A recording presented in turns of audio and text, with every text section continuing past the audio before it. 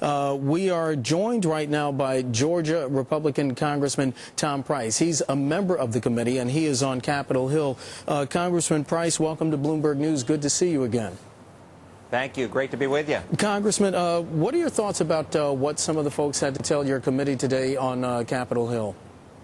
Well, I think this was very enlightening, whether it was from the Secretary of the Treasury or the Fed chair or FDIC chair or OCC. You get a little different nuance from each of them, and they have different solutions. They aren't all on the same page, which is our concern, because it appears to us that what the administration has put forward is a command and control philosophy about what ought to be occurring in the economy.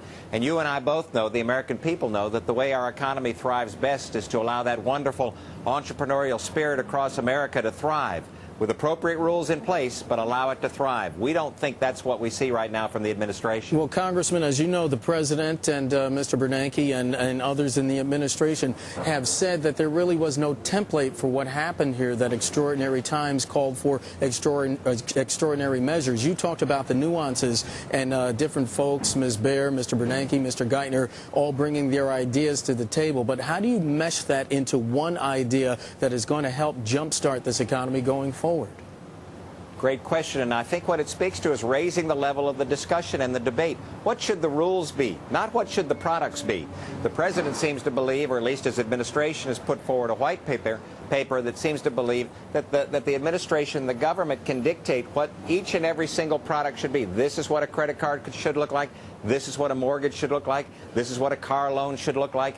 That's not where we ought to be. We ought to be way up at the 30,000-foot level, setting in place the rules, appropriate rules, responsible rules, so that we don't get into the situation where we've been over the last year, and that is that things had run amok, not because it was a failure of deregulation, because somebody wasn't minding the store. Congressman, have your constituents from Georgia been calling your office and expressing those concerns?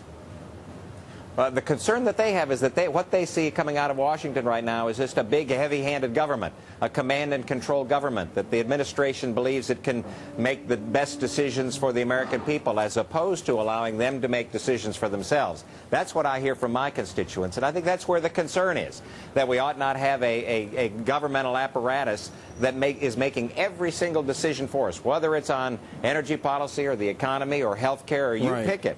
In this instance, it's credit. And the question is, who should be deciding what credit is available? We believe that individuals and financial institutions with appropriate rules in place ought to be able to make those decisions. And, Congressman, you know what the argument has been from the other side, that government, unfortunately, right now, is the only entity that is large enough to deal with these problems, the scale of these problems. How do you respond to that? That's right. We got to spend more to keep from going bankrupt, right? That's the motto here. The fact of the matter is that the governmental policy that was in place was incompetent to take care of the situation.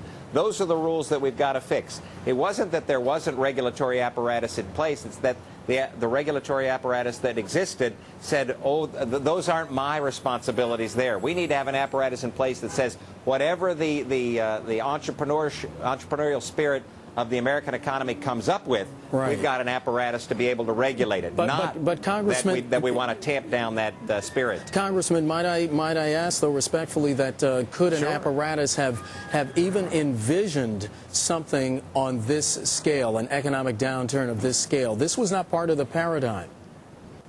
No, but what a regulatory apparatus could have envisioned is that if something comes to market, like the mortgage-backed securities, like the credit default swaps, all those kinds of things, if those sorts of things come to market, then it ought to be somebody's responsibility to regulate it, not to say that those things can't come to market. And that's the philosophical question that we have to answer.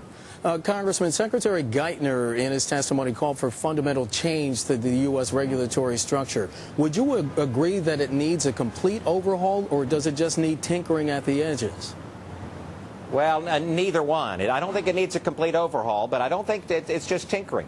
What it needs is the accountability. It needs the demand of the federal government, of the Congress and the administration, to say, look, these are your responsibilities. If there's a new product that comes available in the market out there, it's not that we don't want that new product to be available to the American people. It's that we want to make certain that the regulatory apparatus is in place to be able to appropriately regulate that new product. So there's this division between an administration that says, oh, no, you ought never have a new product, and what we believe, and that is that we ought to allow these products to thrive, but we ought to make certain that there's a regulatory responsibility and accountability for those new products. Congressman, is the message that the American people, the one that they're receiving now, is that there hasn't been a system of checks and balances in place?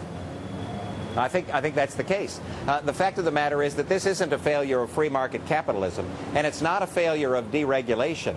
It's a failure of the regulatory apparatus that was in place to do their jobs responsibly and with accountability. And that's the thing that we ought to correct. That's more than just tinkering, but that's the thing that we ought to correct. Otherwise, we've got a command and control philosophy here from Washington that says, we know best, and we're not going to let you do, you fill in the blank. And we should let our listeners and viewers know, as we're speaking to Congressman Price of Georgia, that the hearing on Capitol Hill has adjourned. That hearing of financial regulation, regulatory overhaul, that hearing chaired by the House Financial Services Committee and its chairman, Massachusetts Democrat Barney Frank. And this afternoon, part of the chairman's duties being taken over by the Pennsylvania Democrat Paul Kanjorski. We're joined once again by Georgia Congressman Tom Price. And Congressman, President Obama and Secretary Geithner want to counsel regulators. Will that work? Will that help, as you mentioned, to lessen that command and control philosophy?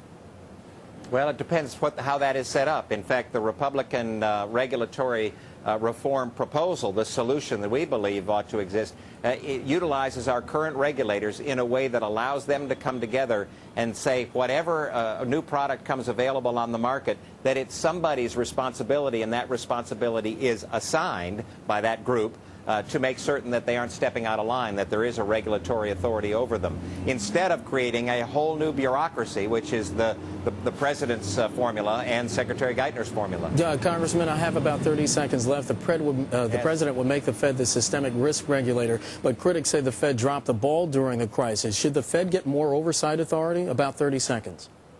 I don't think the Fed needs more oversight authority, but I think that it needs to be audited in an appropriate way. We've got a bill before Congress to audit the responsibility and the actions of the Federal Reserve.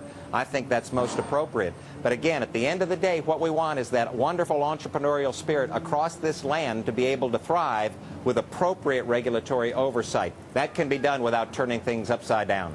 Georgia Republican Congressman Tom Price joining us from Capitol Hill. Congressman, thanks. We appreciate it.